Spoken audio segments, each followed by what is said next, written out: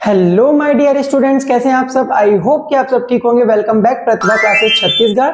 और I hope कि आप लोगों ने इससे पहले वाला ब्लॉग देख लिया होगा। And do like share and subscribe अगर आप चैनल पर नए हैं तो।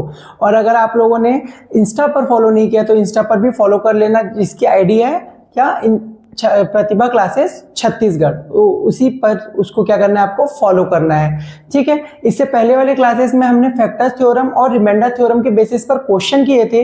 अब हम क्या करेंगे, मिडिल टर्म स्प्लिटिंग यूज करेंगे। क्या करेंगे, मिडिल टर्म स्प्लिटिंग। क्यों यूज करेंगे, पहले हमने क्या पढ़ा, अभी तक हमने पढ़ा कि आपको फैक्टर्स दिए होते थे और आपको आइडेंटिफाई करना पड़ता था कि ये इसका फैक्टर है कि नहीं है, फिर उसका रिमाइंडर फाइंड करना पड़ता था। तो रिमाइंडर थ्योरम से तो हम ये चीजें पढ़ रहे थे। लेकिन अब क्या होगा, आपको डायरेक्ट पॉलिनोमियल दे देगा और पॉलिनोमियल देने पर आपको फाइंड करना होगा कि what is the factors of this polynomial. तो अब आपको क्या करना पड़ेगा, इनका फैक्टराइज करना पड़ेगा। फैक्टराइज करके क्या करना पड़ेगा, फैक्टर्स फाइंड, यानी कि गुणनखंड आपको क्या करने पड़ेंगे, फाइंड करने पड़ेंगे। तो गुणनखंड क्या होता है ये तो आपको ऑलरेडी पता है कि मान लो अगर आपके पास कोई नंबर है, सपोज यू हैव द 6, तो इसके गुणनखंड क्या होंगे, एक 2 होगा, 2 1 जा 2, 2 3 जा 6 और 1 भी होगा। यस और नो। जो इस नंबर को पूरी तरीके से डिवाइड कर दे वो उसके क्या होते हैं, गुणनखंड होते हैं। तो वैसे ही आपको इन पॉलिनोमियल्स के फैक्टर्स यानी कि गुणनखंड फाइंड करने हैं। तो जो क्या करेगा, इन सबको डिवाइड करेगा। यस और नो, ठीक है। तो अब हम आते हैं कि तो हम गुणनखंड फाइंड कैसे करेंगे। तो so now we will discuss about the middle term splitting. What is the middle term splitting. आपको जो नाम है उसी से समझ में आ रहा है, मिडिल टर्म को स्प्लिटिंग करना, मिडिल टर्म को स्प्लिट करना। जैसे कि आपने देखा होगा कि जो क्वाड्रेटिक पॉलिनोमियल है, वो क्वाड्रेटिक पॉलिनोमियल का आपका स्टैंडर्ड फॉर्म क्या होता है, हमने पहले पढ़ा है।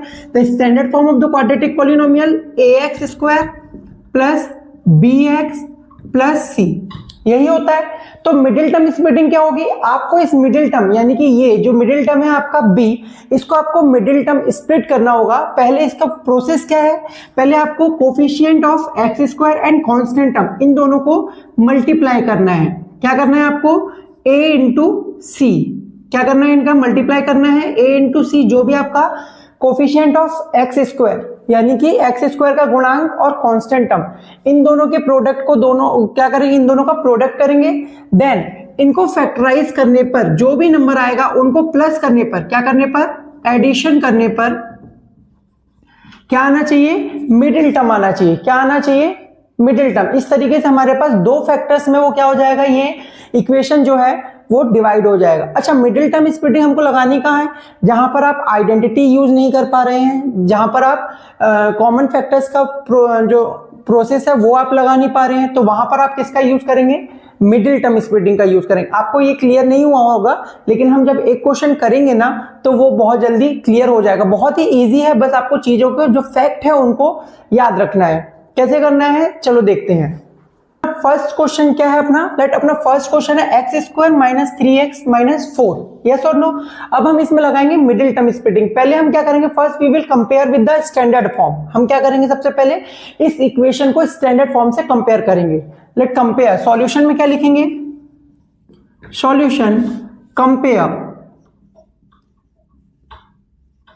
कंपेयर विद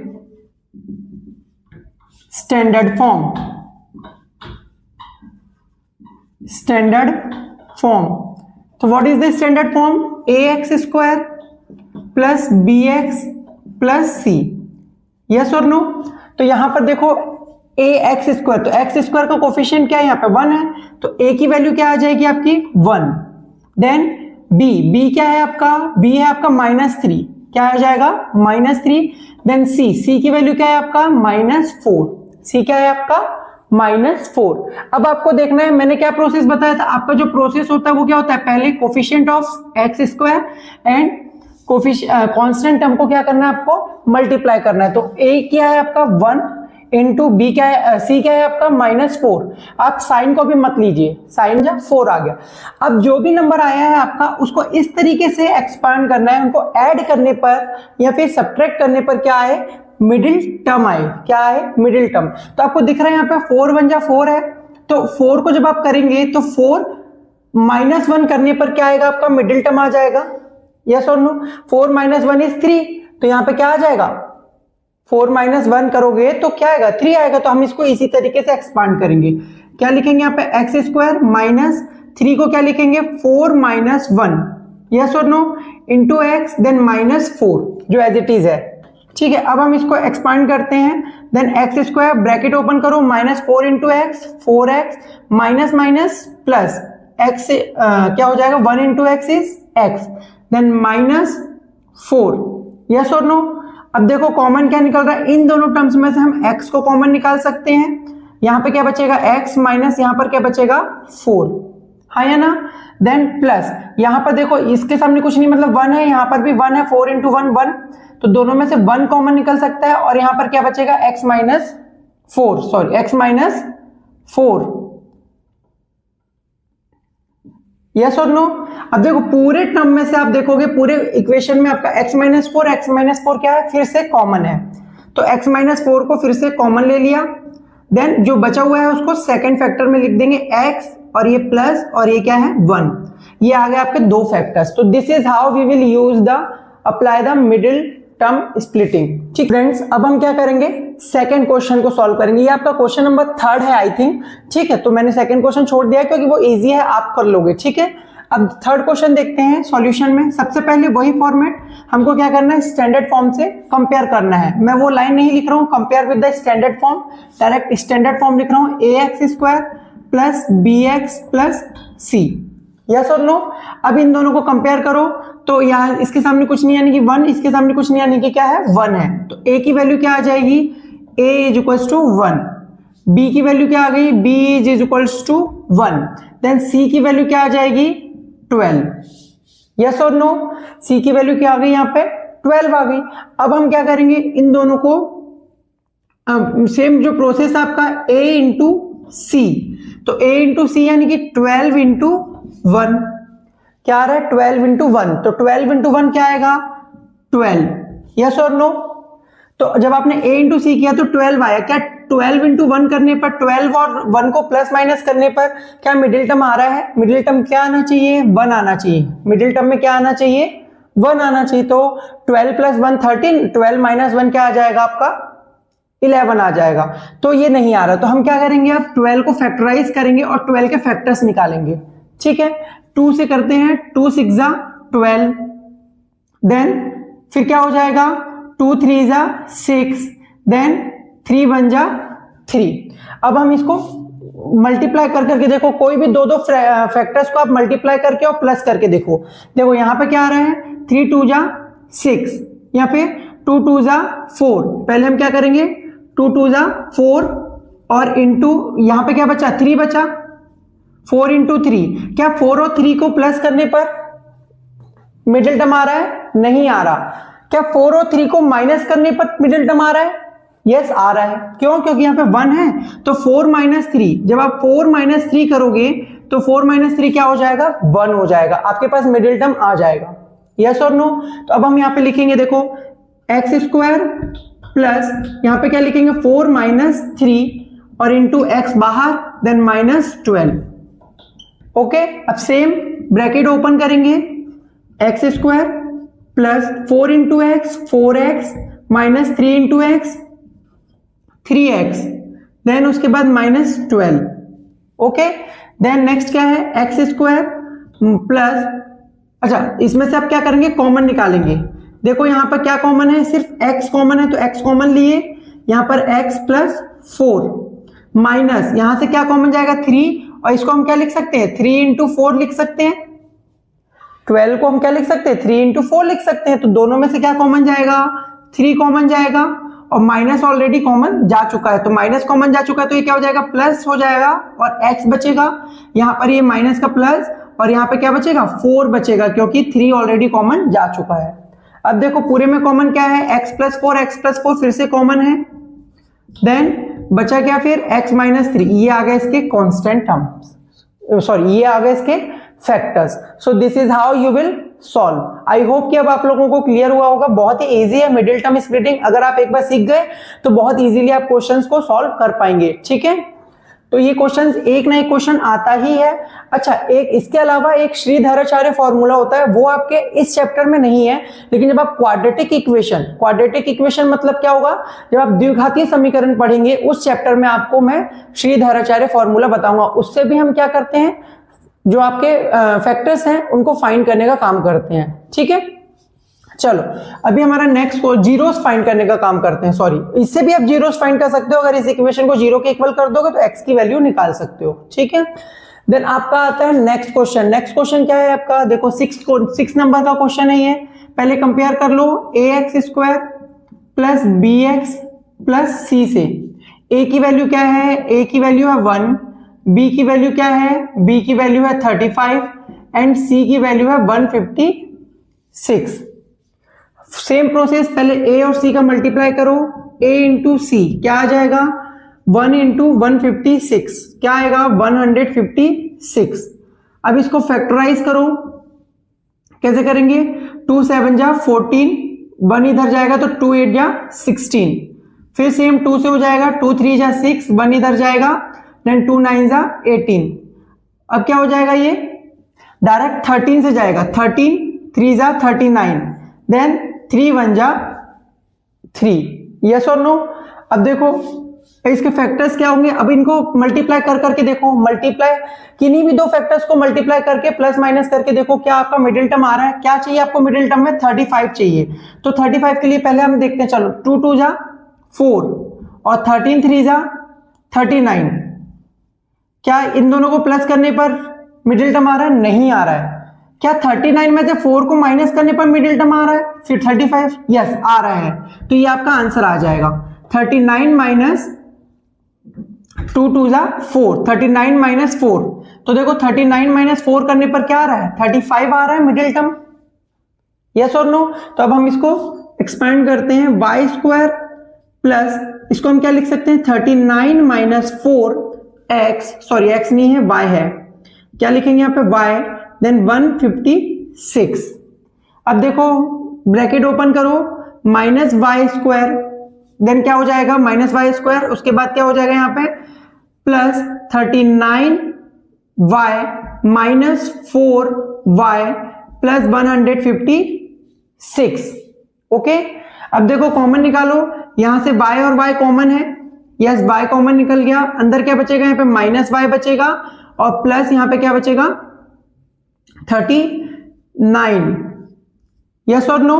देन यहाँ पे क्या आएगा, माइनस, माइनस के बाद क्या, यहाँ पे +1 बाहर निकालो, क्या निकालेंगे +1, तो +1 सॉरी +4 कॉमन जाएगा, क्या जाएगा यहाँ पर +4 कॉमन जाएगा, क्योंकि कॉमन देखो कैसे जाएगा, यहाँ पे क्या हो जाएगा -4 माइनस y बचेगा यहाँ पर कॉमन, क्योंकि 4 कॉमन चलेगा यहाँ पे क्या बचा -y, और ये क्या हो जाएगा -y प्लस 4 3 जा 12 एंड 4 9 जा 36, तो 39 यहाँ पे कॉमन बचा।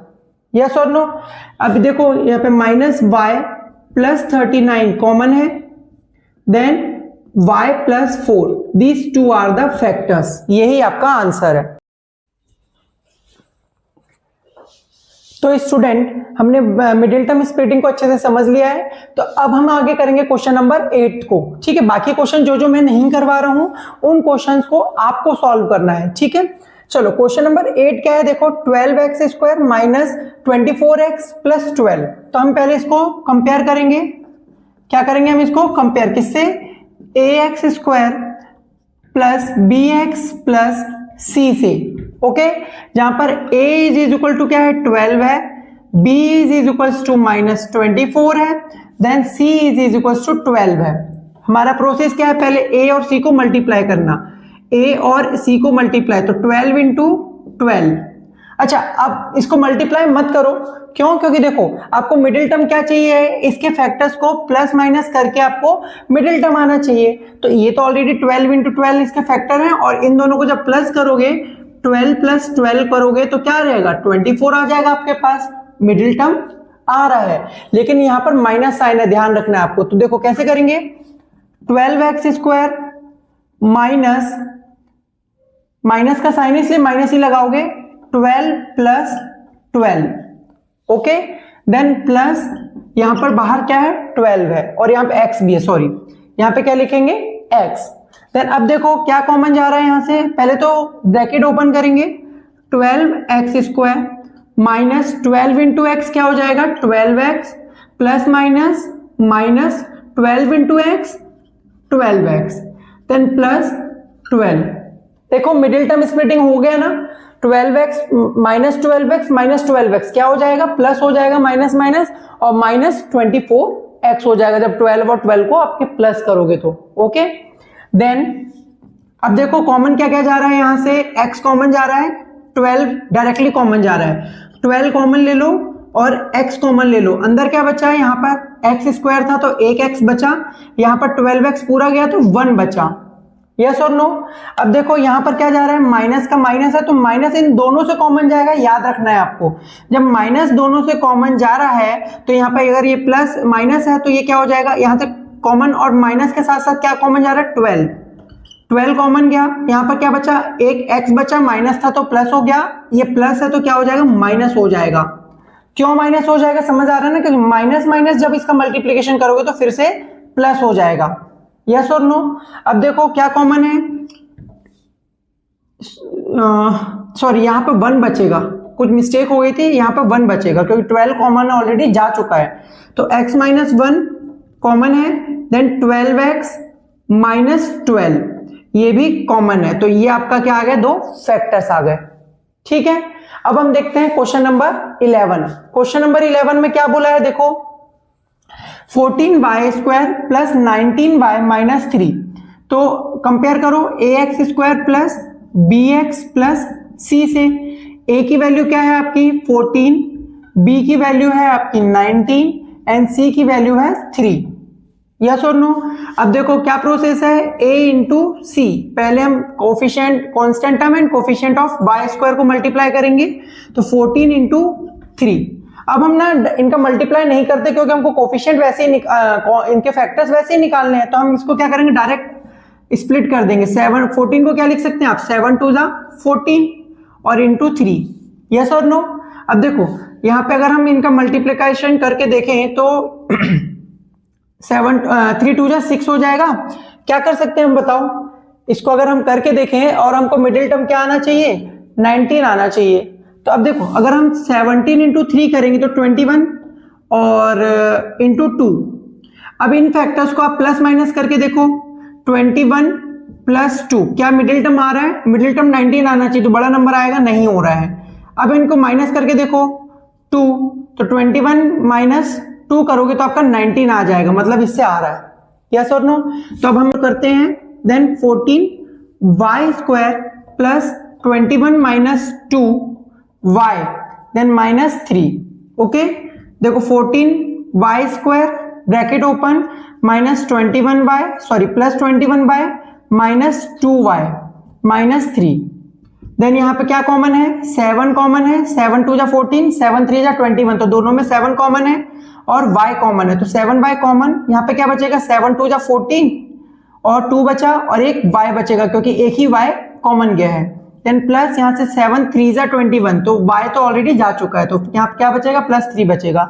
यहाँ से देखो माइनस तो कॉमन जाएगा प्लस 1 कॉमन जाएगा, क्या जाएगा 1 2y। अब यहाँ पे क्या बचा माइनस कॉमन चलेगा तो 2y प्लस 3, दोनों में 2y प्लस 3 2y प्लस 3 क्या है कॉमन है।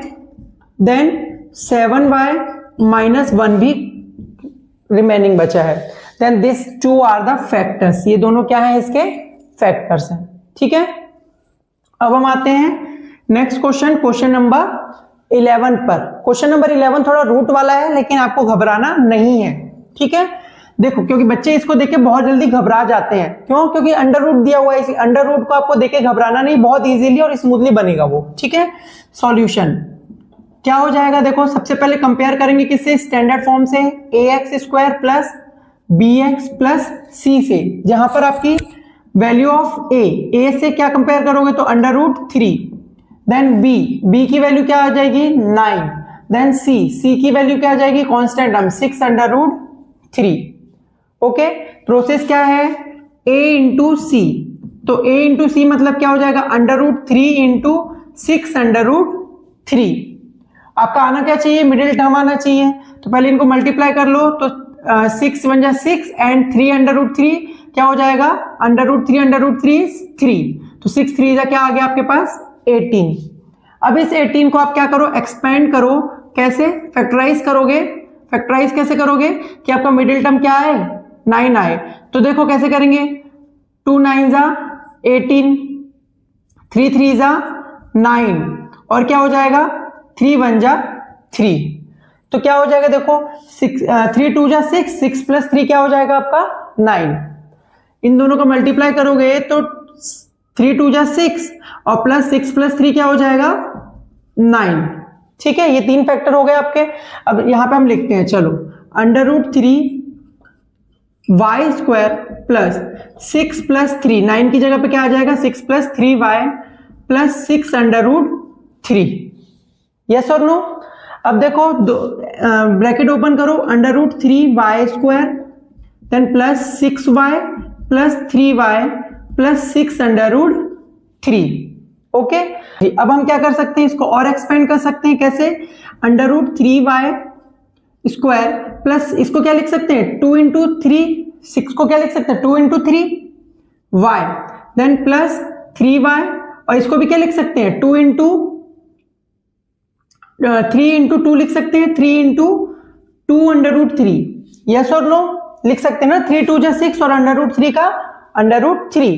अब देखेंगे इसमें, अब हम इसमें तो अंडर रूट 3 है, क्या हम इसको इस तरीके से नहीं लिख सकते under root 3 into under root 3, 3 को हम अंडर रूट 3 में एक्सपेंड कर सकते हैं ना, under root 3 into under root 3, तो दोनों में से अंडर रूट 3 कॉमन निकल जाएगा एंड y कॉमन निकल जाएगा क्योंकि दोनों में y है, देन बचा क्या है यहाँ पे y बचा और प्लस 2 बचा, क्या बचा y प्लस 2, सॉरी एक अंडर रूट 3 भी बचा ना यहाँ पे 2 अंडर रूट 3, देन प्लस यहाँ पे देखो 3 कॉमन निकला, एक 3, देन बचा क्या y plus 2 under root 3 common बचा, दोनों में देखो y plus 2 under root 3 common है तो y plus 2 under root 3 is common, then और under root 3 y plus 3 is common, ये आपके दो फैक्टर्स आ चुके हैं।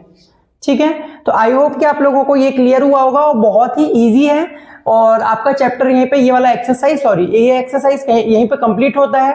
अगर आपको वीडियो अच्छा लगा हो और ये चीजें क्लियर हुई हो तो do like share and subscribe and Instagram पर भी आप फॉलो कर लीजिएगा, प्रतिभा क्लासेस छत्तीसगढ़ के नाम से है। ठीक है, तो thank you so much for watching and do support यार। ठीक है, मिलते हैं नेक्स्ट वीडियो में।